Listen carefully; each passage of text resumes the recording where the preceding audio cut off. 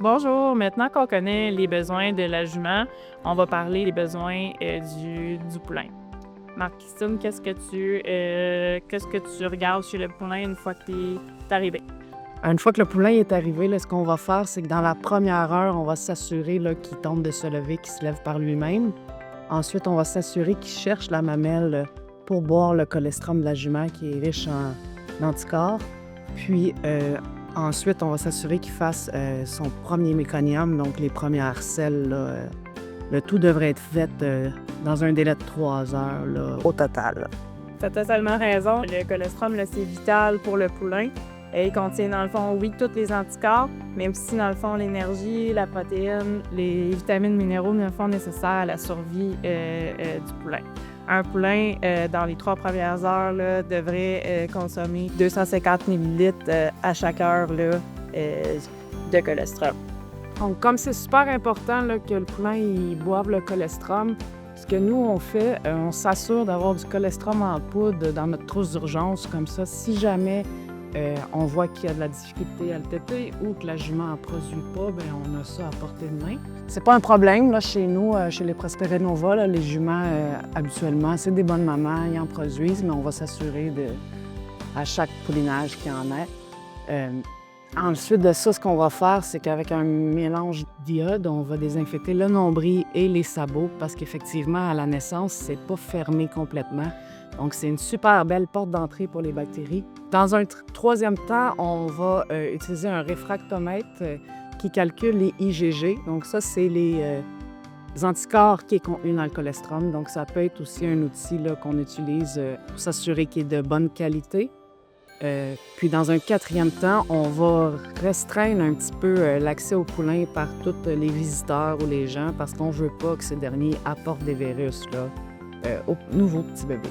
C'est de super bonnes pratiques à faire, ça, Marc-Christine, pour s'assurer le bien-être du poulain. Et dès les premières semaines de vie du poulain, il doit avoir accès, dans le fond, à du foin, de la moulée et de l'eau. Effectivement, parce qu'on voit là, dès son jeune âge, le poulain il va imiter les comportements de sa mère, donc il va être curieux, il va goûter un petit peu à tout, etc. Dans le fond, tout ça, ça prépare vraiment bien le poulain à son sevrage. Donc, s'il a déjà accès à du foin et de la moulée, il va en consommer plus facilement quand on va le sevrer. Les besoins du poulain, dans le fond, dépendent de son âge, de sa race et de son environnement aussi. Donc, il faut surveiller la condition de chair là, au niveau des calories qu'on va donner.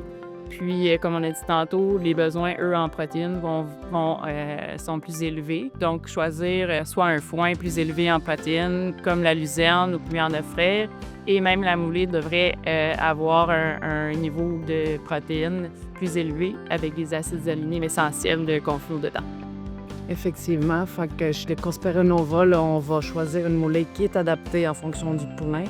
Puis on va également le mettre dans une margeoire qui est adaptée pour pas que la mère y ait accès, mais qu'on s'assure que ce soit le bébé qui mange la moulée qu'on lui donne.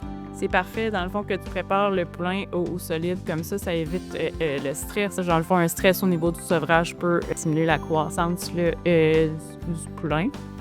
Puis, qu'est-ce que tu fais pour sevrer, toi, un poulain, là, ça? On va faire une séparation, un sevrage qui est progressif. On veut contrôler l'anxiété là, au niveau du poulain et de la maman aussi. On va s'assurer que le poulain mange, puis on va vérifier là, qu'il n'y ait pas de perte de poids considérable à ce niveau-là. Parfait. Fait que c'est bien de mesurer son poids. Il faut s'assurer que le poulain, au niveau de son alimentation, tout est correct parce que les problèmes qui pourraient arriver, c'est sûr qu'un excès, par exemple, de calories pourrait mener à de l'OCD. Comme si on nourrit pas comme il faut un poulain, un manque de minéraux, dans le fond, pourrait mener, dans le fond, à des problèmes de développement osseux. Exactement. Fait qu'on veut pas ça du tout pour nos poulains, là. D'où les suivis et les étapes, c'est important parce qu'un poulain bien parti, là, c'est sûr que ça y assure un avenir prometteur. Donc, merci beaucoup, Kim, pour cette capsule. Merci pour votre écoute.